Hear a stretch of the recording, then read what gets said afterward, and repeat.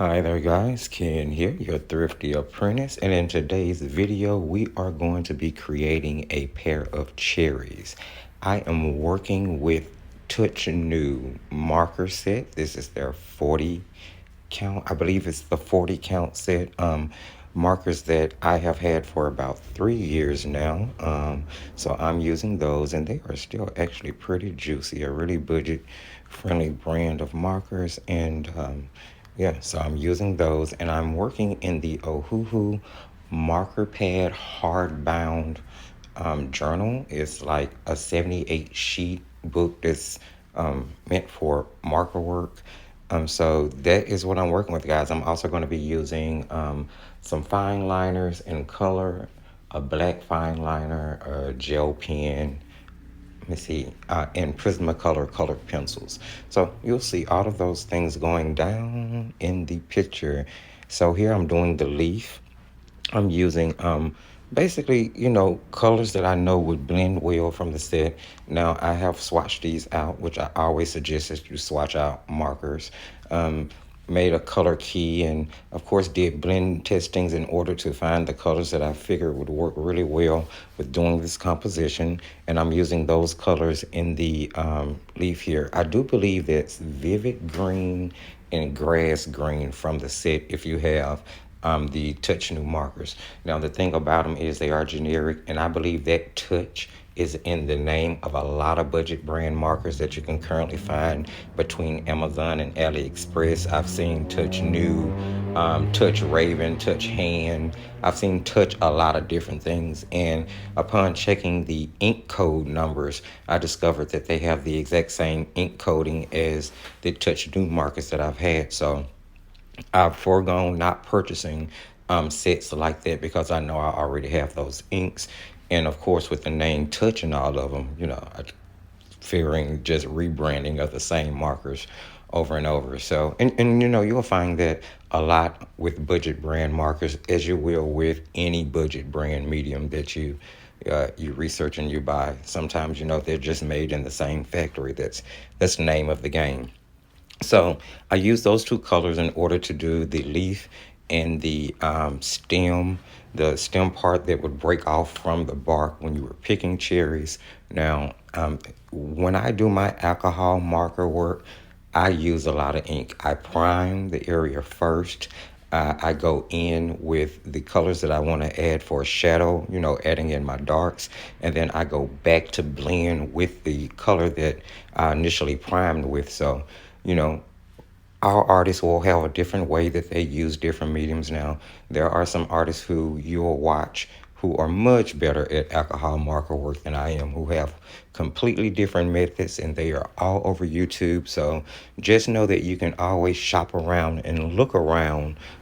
If you're trying to learn, if you're a beginner, there are many, many, many different choices, especially on YouTube, which you can source for free in this wonderful world of options that we have. So I'm using a Cool Gray 4 because in this 40 count new touch set, it's a little limited on the colors that you have. So I didn't really want to make a huge jump. So I decided that I would use a cool gray marker in order to do the shading for the color and then blend it down with the original red that I primed the area with. And I think that is number 15 geranium, if I'm not mistaken. But here's the thing. My intentions was to use the cool gray too. I really didn't want the shadow area to be that dark. So after realizing that I had already started using the Cool Gray 4, there was sort of no turning back, and I did need to do the adjacent cherry in order to match, because I wanted color harmony.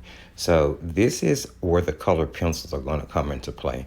I've learned throughout my marker journey that you can use color pencils to augment the colors, especially if you don't have the complete range in markers that you need. Now, here's the thing. You can use color pencils in that aspect for many, many different mediums. I do the same thing with watercolors. I do the same thing with gouache. I also use like pastels in the same way that I would use color pencils in order to accent a composition if I need to. And I don't want you to ever be afraid to do that. That's what your art supplies are for. They're there for you to use them in order to create. So if you have to use more than one thing, go ahead. Now, of course, there are going to be a lot of people who disagree with me, and that's completely fine. I'm okay with that. But I'm just telling you the way I work. And I think that it kind of frees me up to just create and to have fun, not really worrying about, oh, I should just stick to this or I should just stick to that in order to create this composition. So my advice, use what you have fun. That's the whole point. So anyway, enough of my little ranting. Sorry about that, guys. So the point was that I'm going to use color pencils in order to kind of blend the jump between the red that I was using and the fact that I used that cool gray 4 to shade with when my intentions was to use the cool gray 2. So here we're getting to putting in the shadows. And now you're actually seeing me use the cool gray 2 that I intended to use in the cherries. And I'm just going to shade closer to the cherry, showing a little bit more grounding with the cool gray 4, and then go back and blend all of that together with the cool gray 2. Now, of course, as the alcohol dries, you're going to see that any streaking will go away, and you're also going to see that the colors are going to blend down a little bit better. So at this point of the video, I'm going in with my color pencils, and these are Prismacolor. They are really soft lead pencil. They lay down really, really well on this marker paper. I was able to add a really thin layer. The honest God truth is, like, I'm using very little pressure when I laid it in. You can see how they are adding a bit of an opaqueness to the composition, making it look a little bit more round, fullness. I feel like they lend it a little bit more to the realism, and they work so well in conjunction with the markers on this paper that I decided not to outline this in the black fine liner as I did the example cherries that I showed you at the beginning of this video. Here I'm going back in and doing the top of that little part because I originally missed that, and I really didn't even realize it until I got to the color pencil part. So I just went in and fixed that with 2 shades of brown now. And there was a sort of a jump in those colors, but that area was so small that you really couldn't notice. Now I'm using crimson color from the Prismacolor pencils, I believe it is. In order to go in and hit that shadow area, I wanted to, give that grayness, which in all honesty was a little ashy, a little bit more redness, a little bit more color depth, so that the shadow would seem more unified. That's what I'm trying to say. I was trying to unify it a little bit more.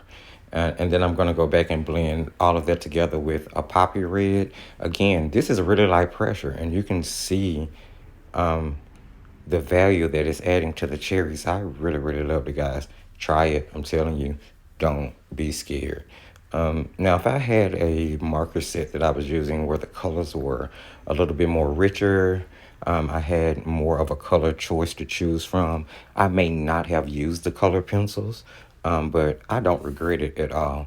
Now here I'm using that's actually a water-based fine liner by Master's Touch, but the color was close enough to the cherries and close enough to the alcohol ink that I was able to go and kind of round those cherries off without having to use a black liner.